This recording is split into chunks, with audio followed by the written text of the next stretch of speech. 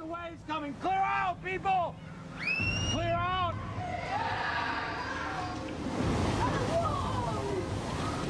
Get in the room, get in the room, get in the room. Now, get it!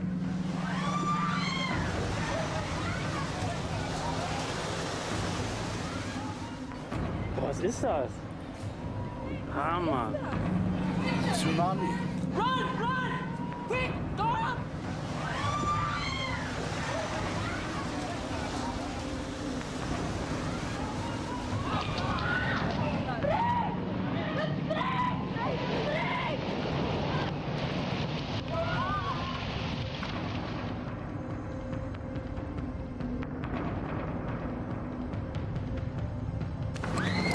Wir müssen das schaffen.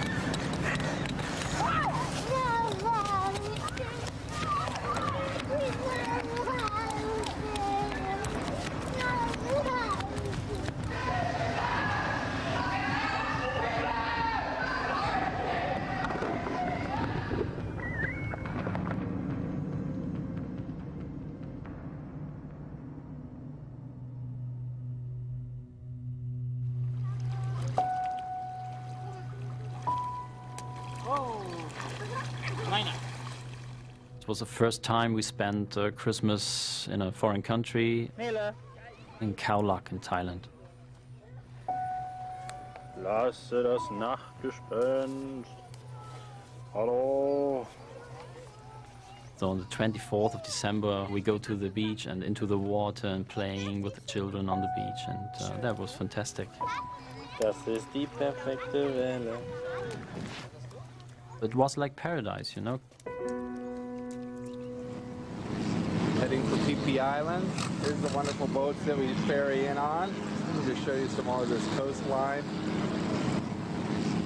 It's beautiful here. Danielle, wave. I thought this is a beautiful island. I can't wait to go exploring. Can't wait to snorkel, go in the pool. It's going to be so much fun. Just look at my paradise. Yes, look at our balcony view. Look at this pool and this resort that we're at. What else you see out there, Danielle? See the beach. Yes, there's the beach out behind the palm trees. Sri Lanka is a beautiful, gentle place.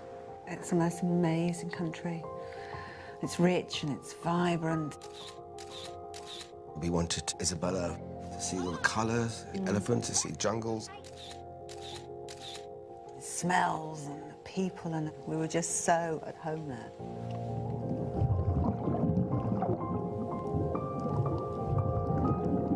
I was in Thailand for a scuba diving vacation of a lifetime, we call it. I was there with my future wife, Sally, and my 3 children, Jay, Shanti, and Kali. And we dove day after day after day. It was just amazing. So beautiful. Over there are the people of the Chongkala area, hello. People of the garden area, as well as people over there at the poolside. Everyone, Merry Christmas, okay? My name's Amanda Robbins. I'm from Sacramento, California. I'm a 6th grade science teacher, and in December of 2004, I was going on my honeymoon with my brand new husband to Thailand. It's a beautiful place. They were lighting lanterns and sending them up into the sky. You know, you just think back about the people you saw and things that you did, and it was incredible.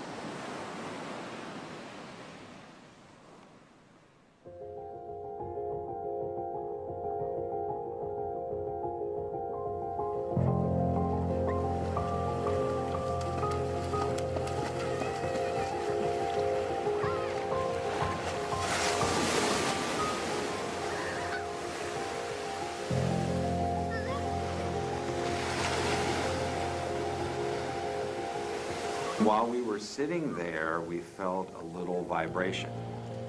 It consistently shook for a while, and quite a while, but nothing real violent shaking. It was just a rolling. And I looked at my wife, and she kind of looked at me, and we go, that's an earthquake. My son is very intuitive, and he had a series of 7 dreams that portrayed something terrible happening at the beach.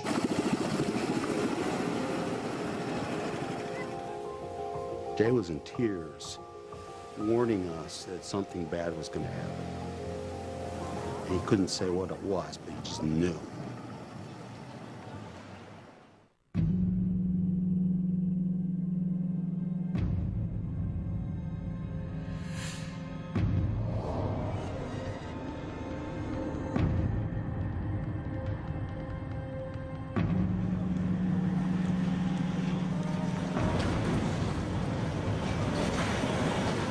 It happened for minutes, for some minutes. The wave of the earthquake is so strong.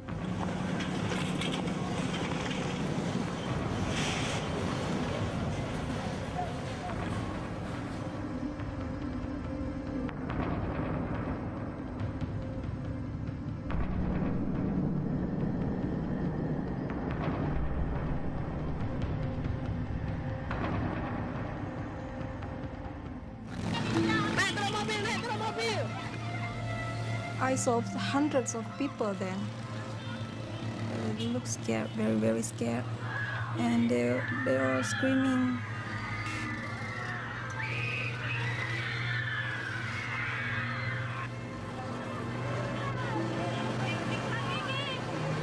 I start to feel scared because I saw a giant wave. It's higher than my house.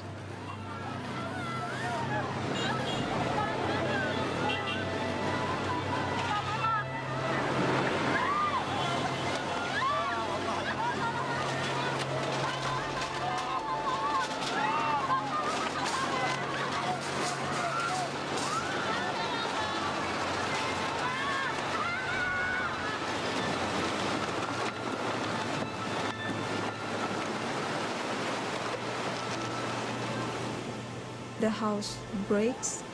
I'm in the water. I cannot breathe anymore. And suddenly I found myself floating on the surface of the water. I tried to find something. I tried to grab something, and I found, I think it's the back of a couch. Start to call my father, my mom, my husband. Nobody answered.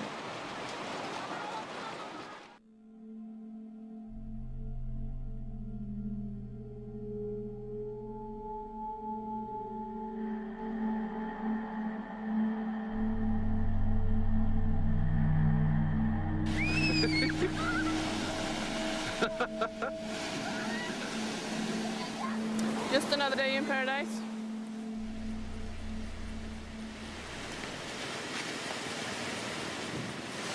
Glaube ich irgendwie so 8:30 morgens rum. It was a sunny day, it was lovely, it was calm. We went early to the beach, like every day. We started a perfect day, like every day.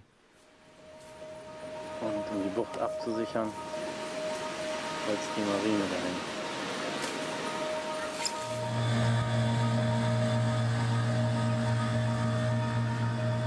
The diving was so good, we wanted to dive one more day, and we left Jay and Collie, because she chose to, at the beach.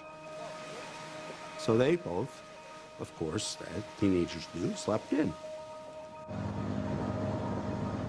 Everybody was ready to go, and we dropped down. And immediately, it was like dropping down into a whirlpool. The current was just phenomenal. I've never seen anything like it. You couldn't control. I mean, you just had to go wherever it took you. I figured at that time that I was just being a terrible diver, you know, that I had just lost my buddies and I didn't know what I was doing. It was remarkable because there were no fish.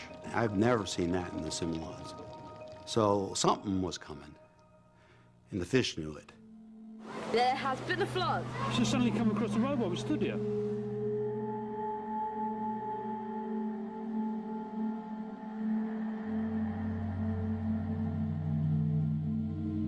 Look at the waves right over there in that bay. I know, it's like a riptide. That would have gone all round the bay. Det är alla flodvåg här. Hur går det för dem där borta då?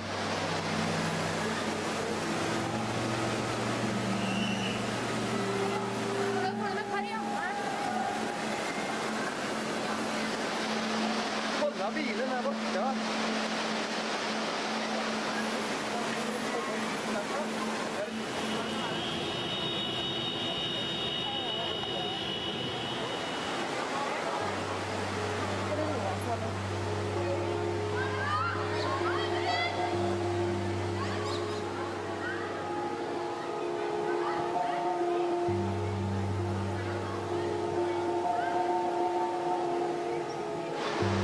Hur fan kan det komma så här då? Kolla, han sitter fast där ute ju. Det äldre paret där borta. Men nu rinner det av. In this hotel we had no elevators, and all the older people were staying in the bottom of the hotel. I told my girlfriend to stay and just went down with my slippers and my swimmers to the pool area.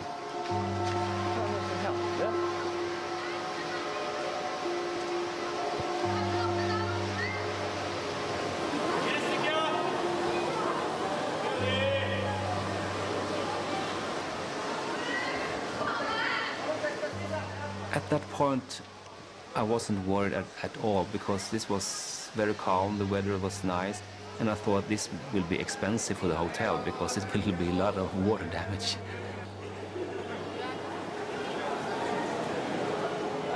And then it went back again, like the ocean sucked the water back again.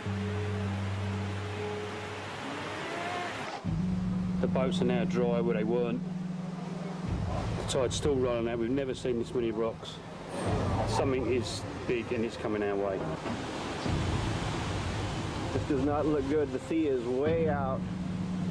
Sea is way out. It's gone out way, way too far. There's people walking around down there. Det är soprent allting. Hey! Get in!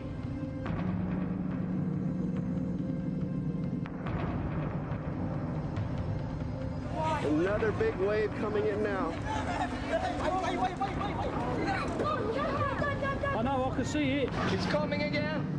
It's coming again? Yeah, it's coming again. Hey! Get in!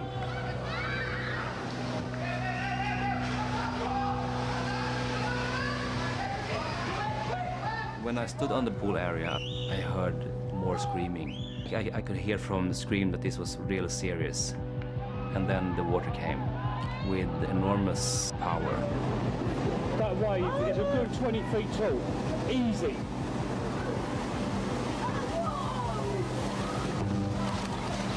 Get in, get in, get in! That's a big wave.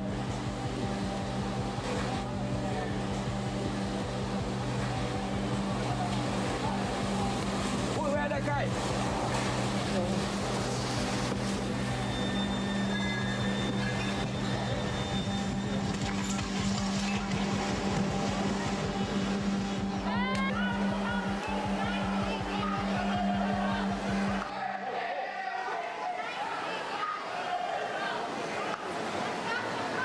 When the second wave came, I saw an older couple have difficulties getting their way through the water.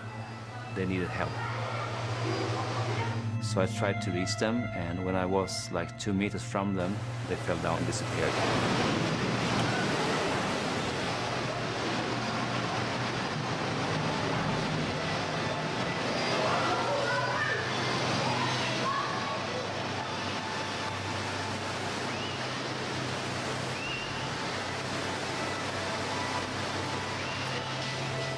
I seriously thought I was going to die there in the corner because the mass of water was so enormous. And then I just thought, what am I doing here?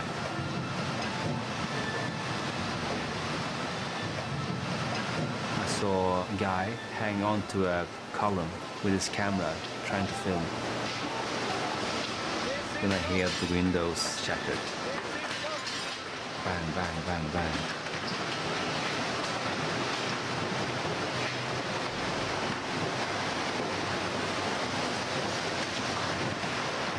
The current was so strong, it was just a struggle to survive.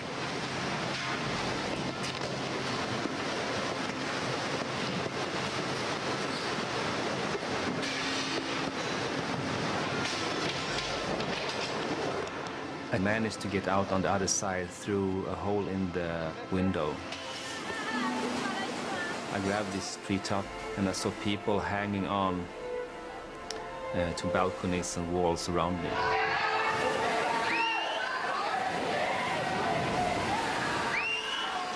I will never forget those screams. I can't explain it really. It was like screams from people dying and that kind of screaming.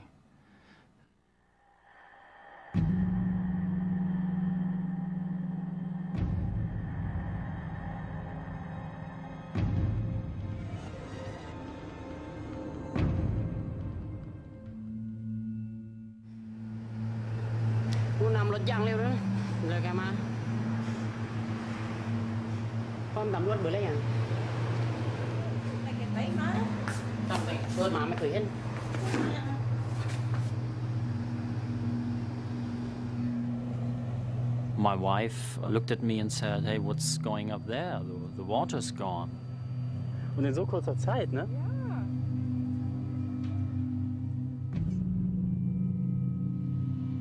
It was strangely quiet. It looked like somebody had taken the plug out of the sea. And people were drawn to it because it looked so strange. There was a sense of calm.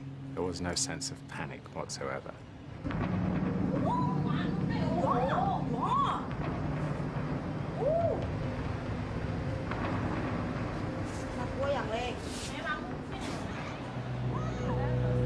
You could see forming up from left to right a beautiful crescent on the horizon. It looked quite lovely. We were spellbound, everybody was looking at it. But at that time, there was no way to know how big the wave was.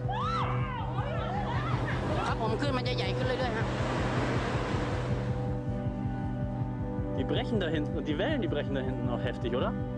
Alter Schwede. I filmed the scene again and again. Was ist das? I was in a special way fascinated about it. Guck mal da hinten, Schnicki, wie das hochpescht. Das Wasser. I said to myself, hey, what a perfect wave. Hammer. Was da hinten abgeht. Nein. Aber da hinten, da geht, das ist ja Wahnsinn. Das ist richtig. ผมรบกวนแจ้งแขกอย่างด่วนนะครับตอนนี้มีพายุ Run run Go go Wenn die Welle hier auf den Strand rauscht, ne? Hier, die hauen noch alle ab, die Zeit. So, lass uns mal die Sachen. Ja.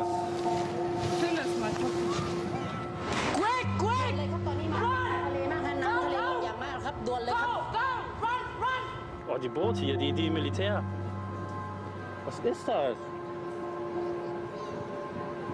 Das Fischerboot da hinten ist gekentert. Boah, was ist das? Tsunami. Boah. That was the moment I realized that you are really in danger. Komm, wir müssen los. Wir müssen weg. Nach hinten, komm. Wir müssen nach hinten. And then it just went straight over one of the ships. Now, in that moment, I knew how big the wave was. So that's when I started running. I ran into the lobby.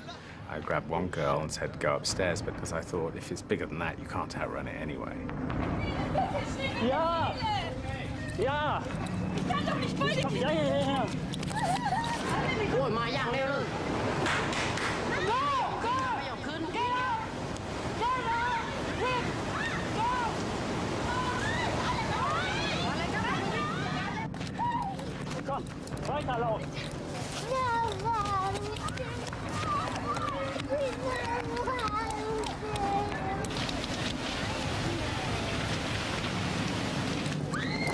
Wir müssen das schaffen.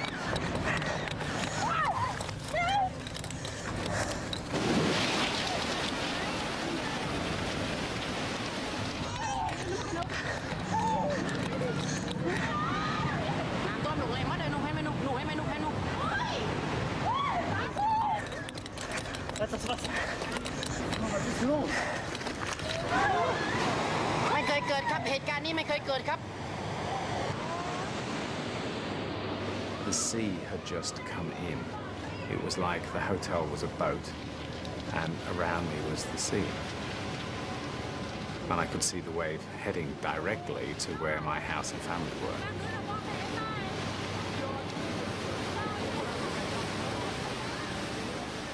I phoned my wife and said, move now. I think that's all I said. And the phone went dead. And then I started to break down and cry. I thought that if I had the faith that they would be okay.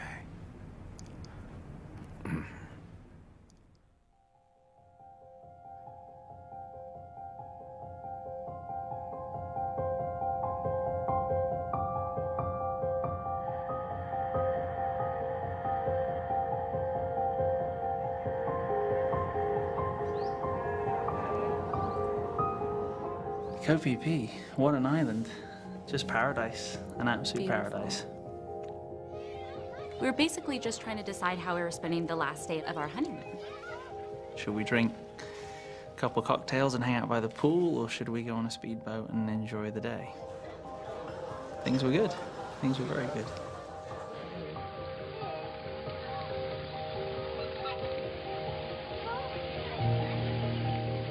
Everything was normal up until the time where we just got on the boat, and then all the water disappeared. Ja. Plötsligt så försvann allt vatten. Och nu så står alla båtar som ni ser här helt strandsatt. Sara, hon ser glad ut ändå. Ja. You know, as a stupid tourist, I thought this was quite funny. And I kept filming. It took maybe just a few minutes from the time that the water disappeared and then it started coming back again. På var det 20 sekunder så kom det ungefär 4 meter vatten. Helt jävla sjukt. Vi hann liksom knappt ta oss upp på stranden innan det här är helt sjukt. Det här är vad jag kallar... Oj, jävlar! We felt this power, this huge power just squeezing our ankles. Översvämning på Phi Phi. We start first walking from the beach and just seconds later we need to run. Jag har dem här. Kom Sara. Okej, spring fort som fan. Spring till andra sidan. Ja,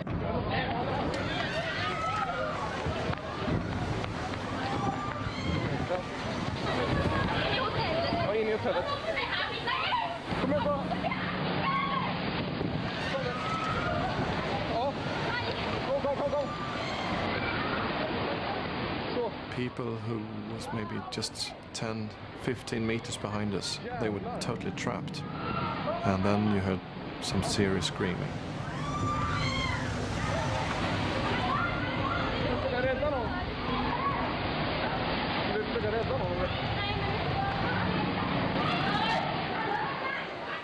We started hearing people screaming and running.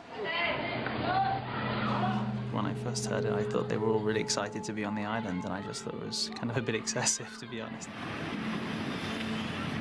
I thought it was a terrorist attack. I thought there had to be something going on. It had to be terrorism. We hurled ourselves over the lobby desk and ran into a back room. And then the next thing you know, it happened.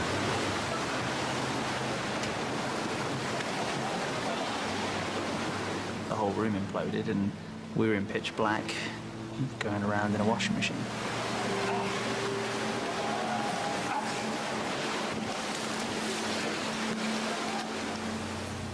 Look at the waves coming. Clear out, people! Clear out! I hope no one was out there. Look out. Get in the room. Get in the room. Get in the room. No, get it. Stay. It's okay, girls. Most waves come in and go out. This one didn't stop. TVs floating. Oh, mattresses. This is devastating. We're not going anywhere today. It just came across the island, picking up everything. I mean, there was nothing that wave couldn't pick up.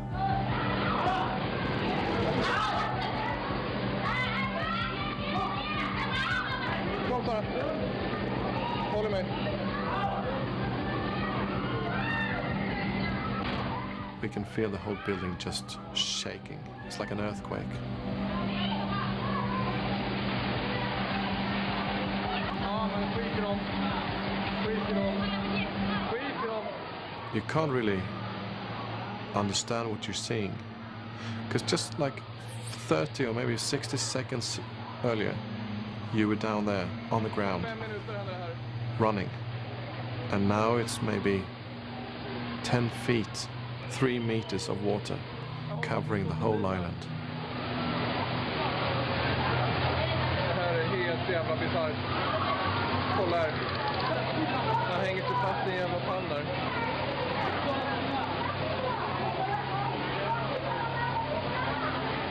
Håll i dig, håll i dig. Will and I were underwater, and I just remember just, tumbling and tumbling. I have no breath left, and I've been smashed to pieces, and just kept on thinking to myself, this isn't how I die. This is not the end of my life. And then, very shortly after that, realizing this is the way I die.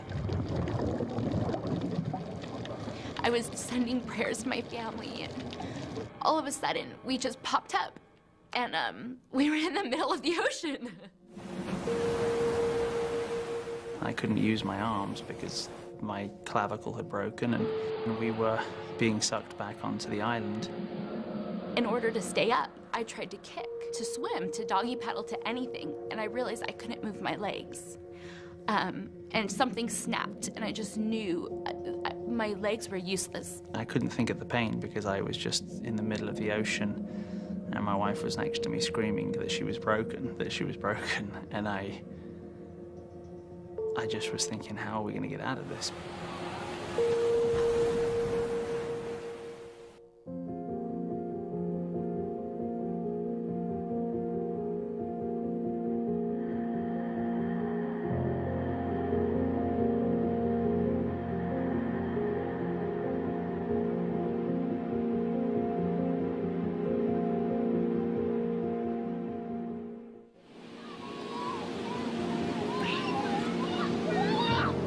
We'd honeymooned in Sri Lanka and we wanted to go back ever since, hadn't we? Mm-hmm.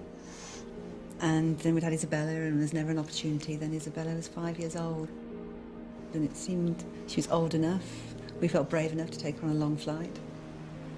And so we decided to spend our Christmas in Sri Lanka. It was a beautiful day. But Isabella woke up and everything was absolutely heaven.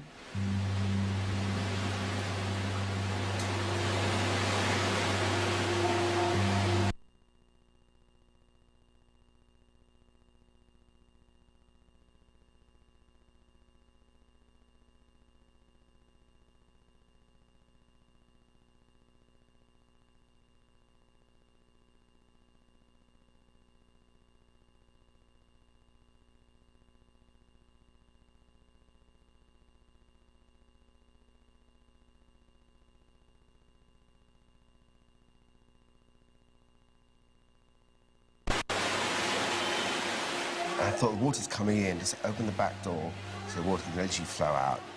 And the door slammed shut, leaving me outside. I could not get the door open, the force of water against the door. And the water level rose and rose and rose. And I remember saying to Isabella, don't worry, hold on to Mummy, because it will stop in a minute. I remember telling her that, and she didn't cry, she didn't scream, she just whimpered. And that's when a massive wave hit.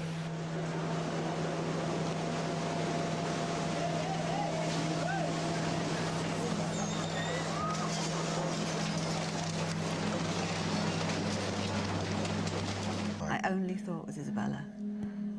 And I don't know how, I don't remember letting her go. I don't remember that. It wasn't a tearing apart of arms or, the next thing I knew, I was just without her. I couldn't get my breath. The panic when you can't get your breath and you breathe water. Oh, I can't imagine a worse death than drowning. I can't. I can't. And I'm so sorry Isabella had to have that kind of death because no, the first breath you take is water. Oh, you can't get your breath.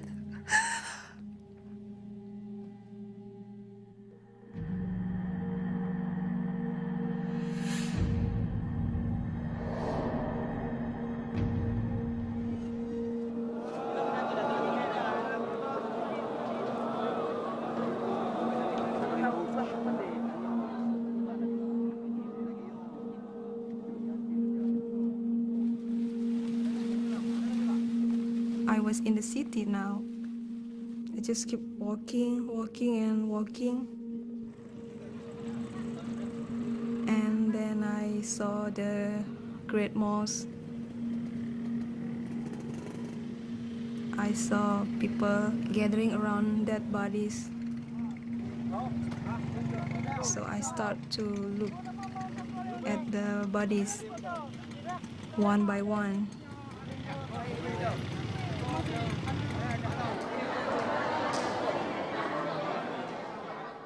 But I couldn't find any of my family.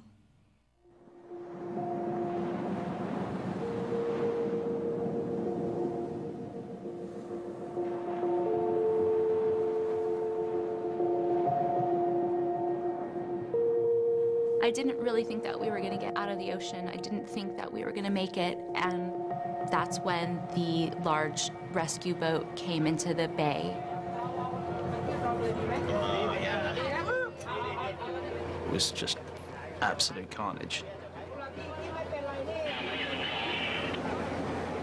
I just remember there just being so many people on this boat. They just kept on bringing more people on. My pelvis had not only fractured and broke, but shattered.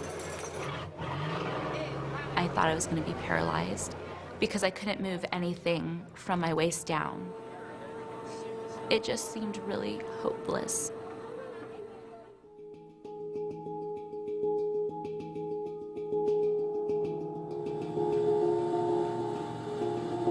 As we approached the beach, we could see that the hotels were gone. They had been flattened, basically. I mean, almost like a nuclear holocaust. Everything's flattened. Then we started seeing trails of debris.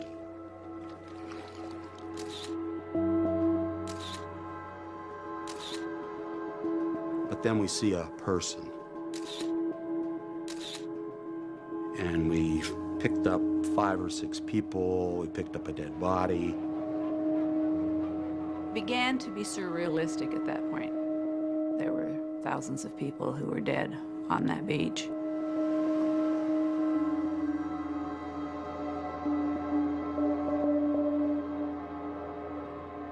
I thought my kids were dead. That no one could have survived this.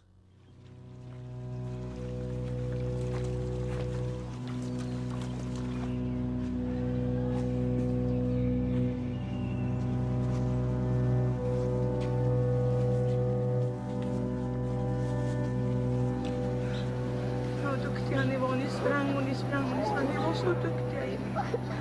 Ni var jätteduktiga. Jag tycker att vi är våra mammor. Ja. Ja. Jag såg att hitta dem också i säkra.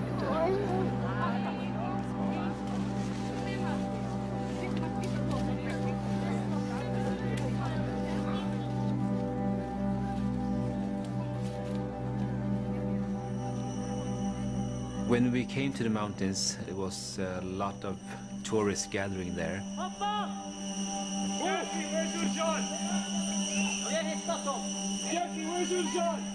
There was a lot of rumors going on that the next wave going to be 50 meters high, and the wave after that is going to be 100 meters high. We did not know what this was, so we just climbed higher and higher up all the time. Alles kaputt und das ist eine Katastrophe.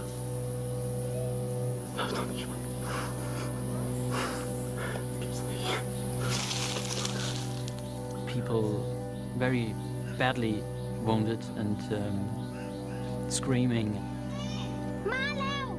Shouting names of the missing relatives, and it goes under my skin. And even 5 years later, it's hard to think about that.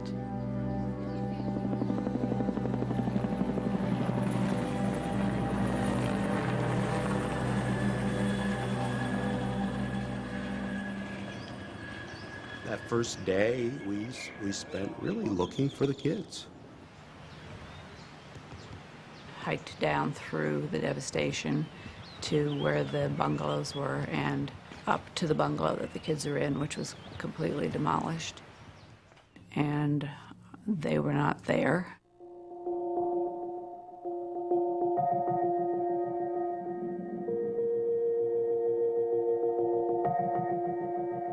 We found Collie's bathing suit top, and we found Jay's torn jeans, and we just dug through the rubble looking for them. It was horrific. There is no, I just don't have any other word to describe. We just sat on the steps of the bungalow and mourned. I had hope that they were alive, but I didn't believe they were alive. I had accepted that I had lost both of my youngest children.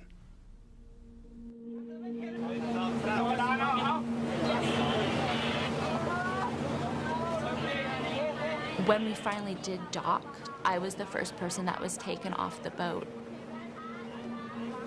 It was dark, it was evening, and I never let go of the fact that it was gonna be over.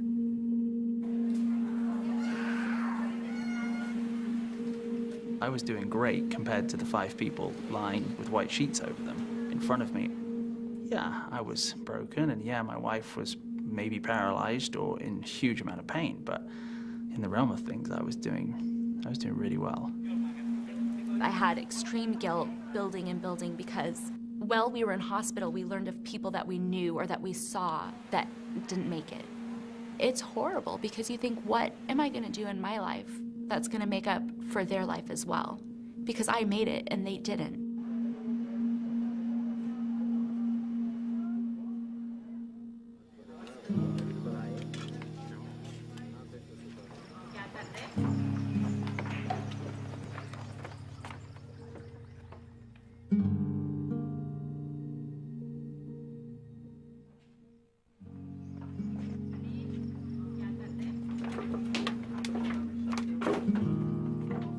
It had become, from a beautiful resort, an area where people are having holidays, to another part of hell in a day.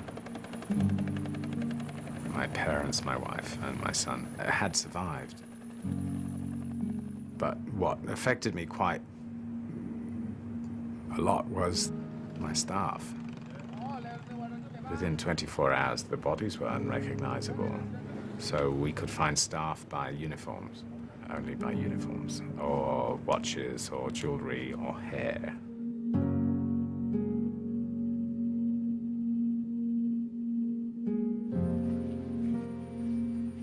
We're back at it first thing the next morning looking. Where are our kids? Are they under the debris? You know, are they still alive and need to be dug out and helped?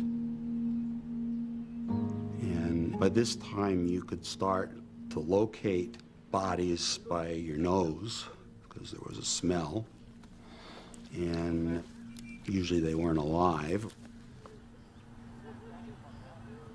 Even cats had the same smell, so you'd be digging through the debris and oh, it's a cat, you know.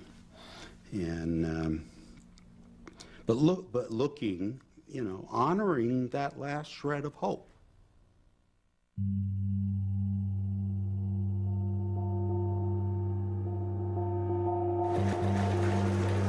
Ended up at Clanburn Hospital. You can't describe really the state you're in. A complete, disgusting, slimy mess. On top of that, you know, blood pouring out, liquid and blood. He's just got this iodine, didn't they? They're just scrubbed inside the leg. It's the bravest one I've ever met. Oh. Isabella. I wanted to find her desperately, which meant I would have to leave Kim. You were in very, very, very sorry state, very bad state. You don't stop hoping. You don't stop hoping at all. You just, yeah. You have stupid things like, wish you learned to swim yesterday. She might be all right. Or somebody might have helped her. Yeah. What if? What if? What if?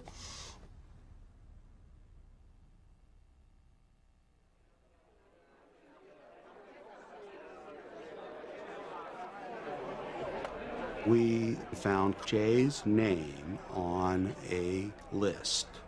Jay's alive, but where is he? And it took us several days to find him. Jay was in Bangkok Hospital, and they flew me out to be with him. I stood by his bed. He opened his eyes, and he smiled. I kissed him on the forehead. And he said, "I'm just so glad to know that you're all alive." And he said, "Have you found Kali?" I said, "No, but Shanti and your dad are still looking for her." And he nodded and he said, "They won't find her. She's gone." We were looking at the pictures of the dead bodies, and Shanti saw Kali's picture. Dad, this is her. This is her shirt, the one that she bought.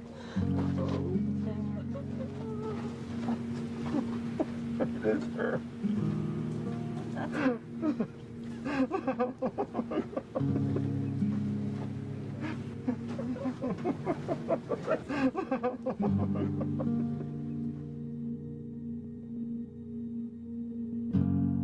She was very dear to me. My other kids always teased me that she was my favorite. She wasn't my favorite, but I really had a good connection with her. It was solid. And we talked about things, and I did a lot of things to try and be a good father for her.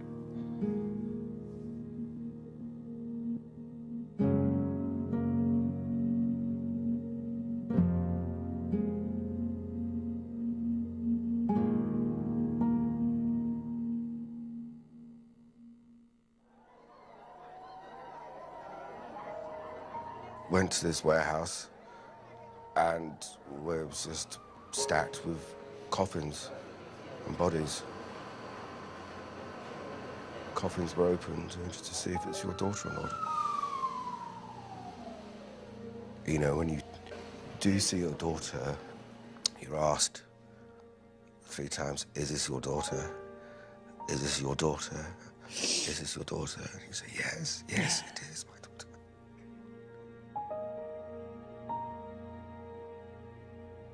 And obviously when he came back, all he had to do was look at me, and I knew it was her. And then the rest of your life begins then, you know. One part finishes, and then you have to, that's it. Really, your life is over.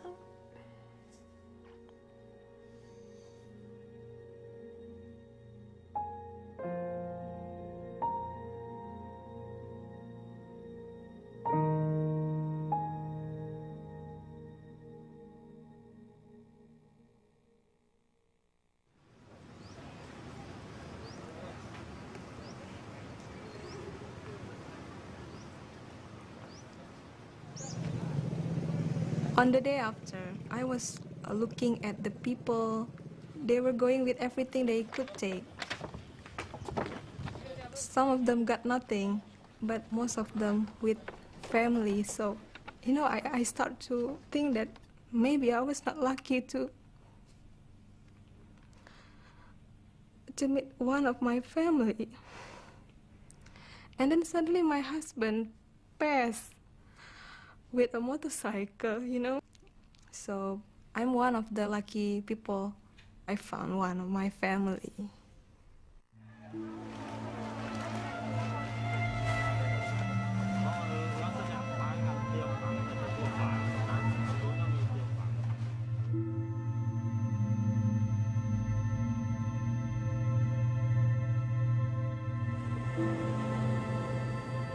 I'm still hurt inside. I still have nightmares that I'll wake up screaming in the night. I still feel guilty sometimes. And sometimes I wake up so excited to be alive that I think I radiate joy. The awareness of how fragile our lives really are, and it can be snuffed out in an instant.